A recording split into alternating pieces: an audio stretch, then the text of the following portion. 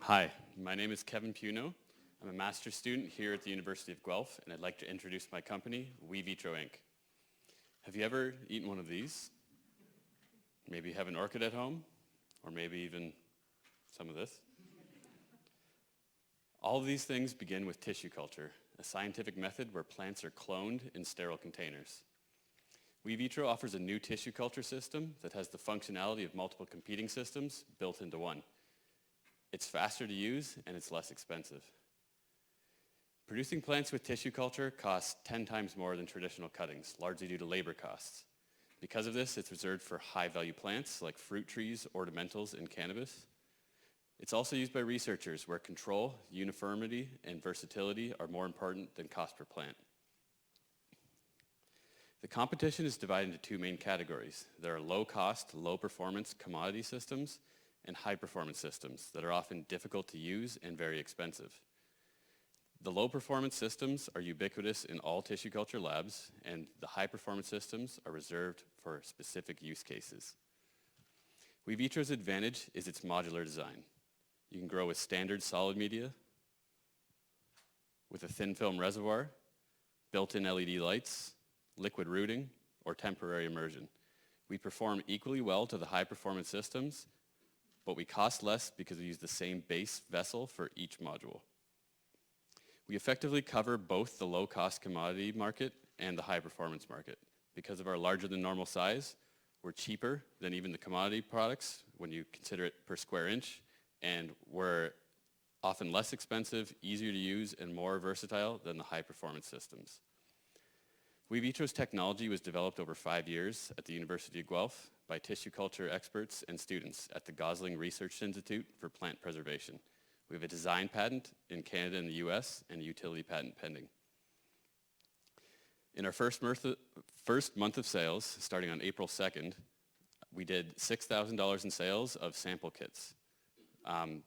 These will turn into larger orders, and we estimate that we'll do $150,000 in sales within our first year.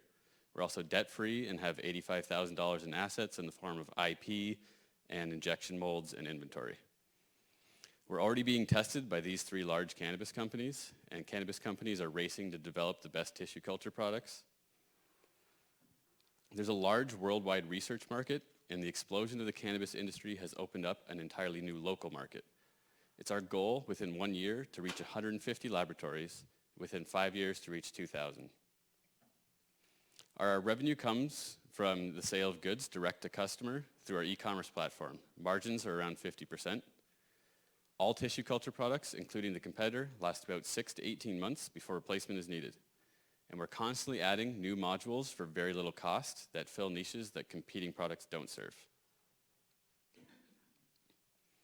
WeVitro was founded by myself. My strengths are in product development, e-commerce management, and marketing. And also, Dr. Jones provides a voice for the industry and continued research and development. We're looking for experts in sales, finance, and distribution. Our highest priority is to fill out our team. The next is to continue to grow relationships with cannabis producers and research labs. The last is to develop wholesale distribution relationships with distributors in Europe, Australia, and South America and India, where the largest external markets exist.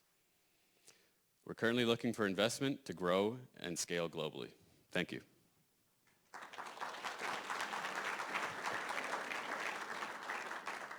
All right, 5 minutes on the clock for judges' questions.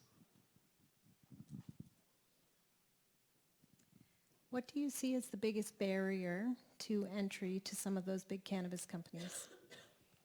A barrier as a competitor to us? Just all the research and development that went into it. And yeah, I think they wouldn't start their own, plastic manufacturing and that kind of thing. Just use a product for themselves when they could just buy it.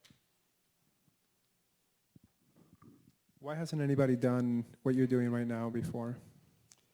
I think some people have tried, and the systems they developed ended up being extremely expensive, probably because of the R&D costs and the engineering. I think one of our big advantages is that all our R&D was done with 3D printing, so we would sometimes go through 4 or 5 prototypes in a day and then try it again and just constantly make new prototypes until it just worked just right.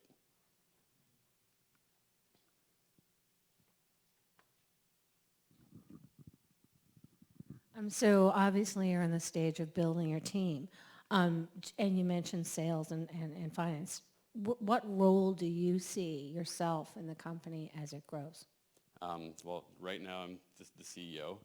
In the long run, if somebody was, a better operator than me, I would be fine taking more of a technology, research and development, product development kind of role.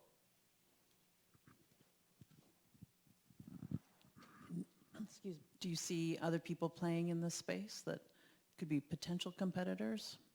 Nothing similar that's modular. There's nothing like it. And a lot of the competing products are something that came out of a lab that a professor worked on, and then they hired an engineering firm to make a system. But nobody's really paying as much attention and continuously adding R&D. It's kind of just a one-shot thing, and then people forget about it. And so will this be set up as fee for service, or will companies buy your unit to be able to do their own work? So they buy their unit to grow or do research with. And then once they buy the main system, they can just buy a little module to do something else with it. And no matter what, any of the tissue culture products wear out over time, so they'll need a constant supply of it. So we'll have recurring revenue. What's the size of the market opportunity? That's hard to say because it's so worldwide distributed. Like my best estimates that I came up with based on a bunch of email surveys and market research was that there's about 15,000 labs worldwide, and they could spend anywhere from $2,000 to $10,000 a year on tissue culture supplies. So can you put a name to some of your key competitors? Yeah, so some of the commodity products are like a magenta box or honestly, like the one slide where it showed an Erlenmeyer flask, which is multiple hundreds of years old technology. Some of the high-performance competitors are Cetus, Mantis, Rita, and Bit.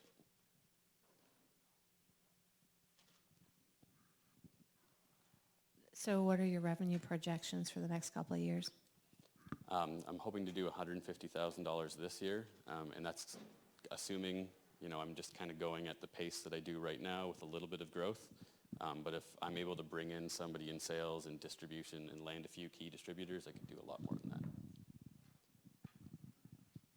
So sorry, how much does a unit cost then if someone was buying? One box costs $13 Canadian, but often like a lab's going to need 100 of them. Okay.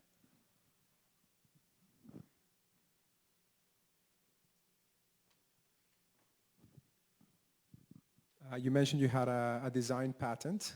Do you have any other patents or IP that you think would be able to set you apart or differentiate you for the long run? So we have a utility patent pending on some of the modules. And the design patent on the box, the way it works modularly, it's kind of like Lego. Like if you change the shape of the box slightly, it's not going to fit with any of the modules. So if somebody wanted to, try and copy the box, make it a little bit different, they'd also have to redevelop each of the modules to fit into the box and work. And the utility patent covers the function of some of those modules. All right, let's give Kevin a big round of applause. WeVitro. Thank you, Kevin.